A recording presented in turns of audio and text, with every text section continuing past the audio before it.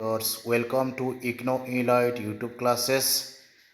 तो पिला माने आज आम एक बहुत गुरुत्वपूर्ण विषय आलोचना करने को जाऊँ से भिडटी को लास्ट पर्यंत देखूँ कहीं पिला माने बहुत एपरी अच्छा पिला माने जो मैंने कि ग्रेजुएशन पर जड़े टीचर हाँपाई चाहती से हाईस्कल टीचर होना कहीं प्राइमरी लेवल हो ना अपर प्राइमरी लेवल हो किंतु से गोटे असुविधा हो बीईडी कर पारती। तो एठी आमर ओडिशा रे गवर्नमेंट बीईडी सीट बहुत कम एवं गवर्नमेंट बहुत कम कॉलेजेस अच्छी जो कॉलेज गुड़िक आमको बीईडी पाठ्यक्रम प्रोवाइड करुँच किंतु वर्तमान आउ तुम मानू से असुविधार सम्मुखीन होगा पड़ोनी कारण तुम मैंने जो जाच ओडिशा स्टेट ओपन यूनिवर्सिटी जहाँकि open and distance learning provide करे से यूनिवर्सिटी रे स्टार्ट होगा जाऊँगी बीईडी पाठ्यक्रम जहाँकि पिला माने डायरेक्टली से यूनिवर्सिटी थ्रो करें जहाँकि तुम मानकर जामिया मिलिया इस्लामिया यूनिवर्सिटी थ्रो ए बीईडी पाठ्यक्रमटी तुम मानकर कंप्लीट हे।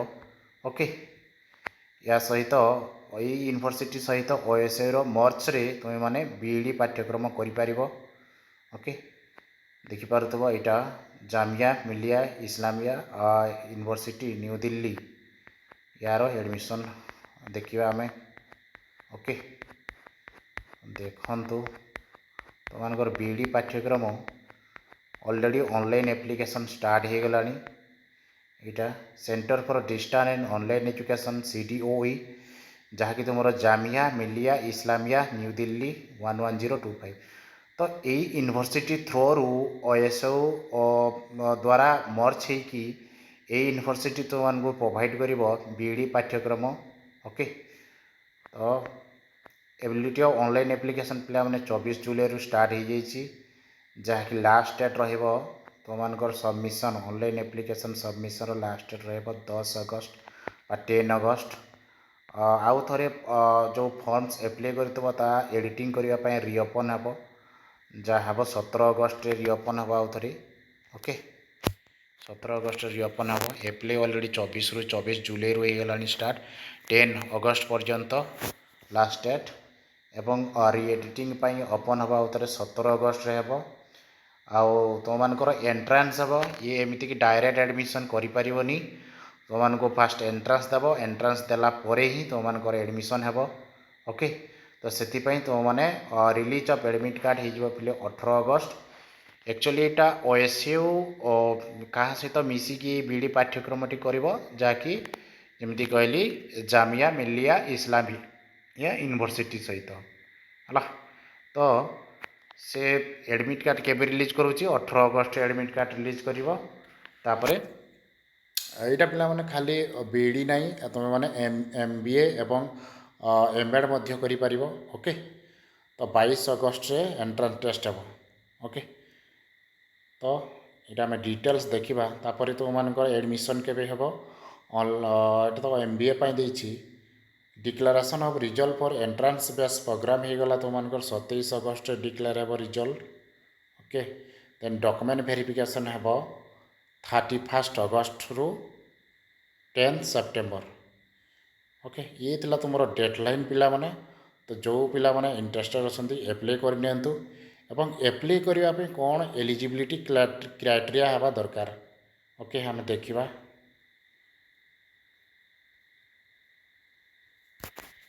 देखिबा eligibility criteria for BEd education. Okay BEd पई कोन सब तुमरो शिक्षागत योग्यता हवा दरकार बा कंपलसरी। नेक्स्ट बा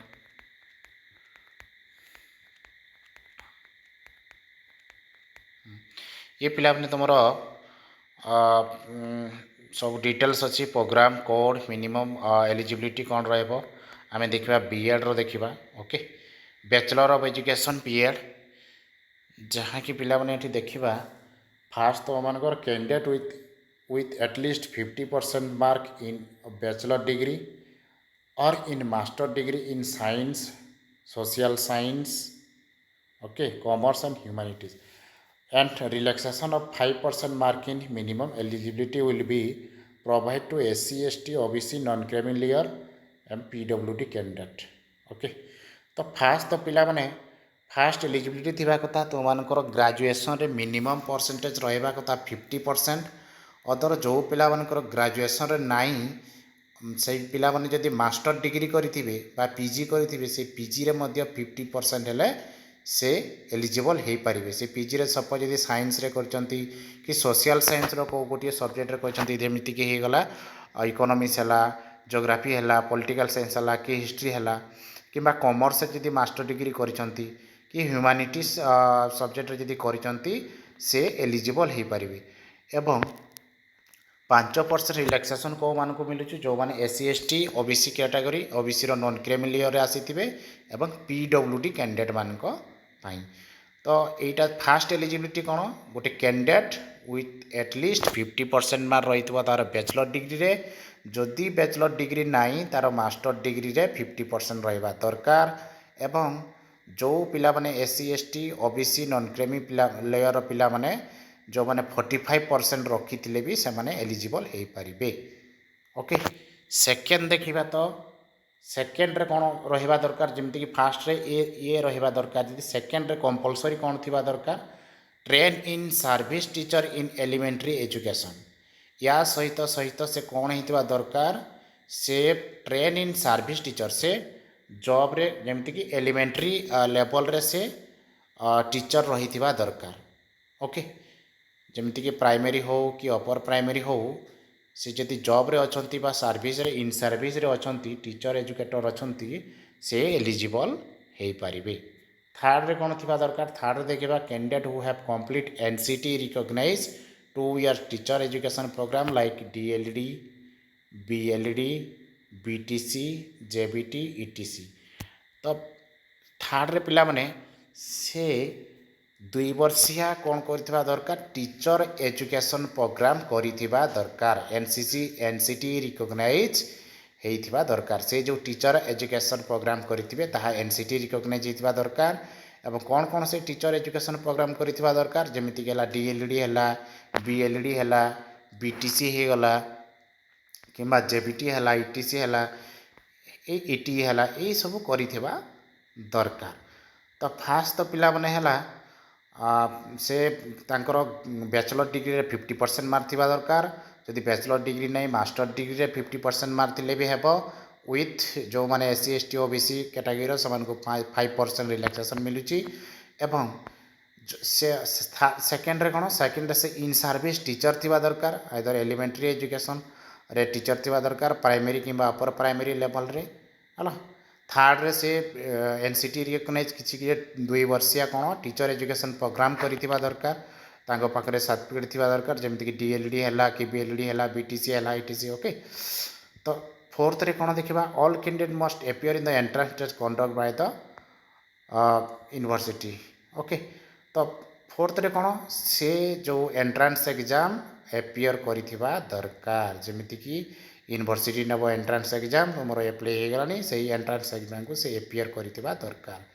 5 नंबर कौन candidate having D Ed from NIOS IGNOU और any distance mode program are not eligible.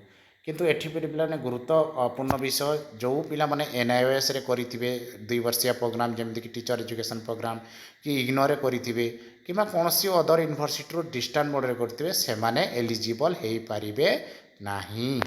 तो जो माने डिस्टेंस मोड रे करथिबे पिला माने से माने एलिजिबल हेई पारिबे नाही।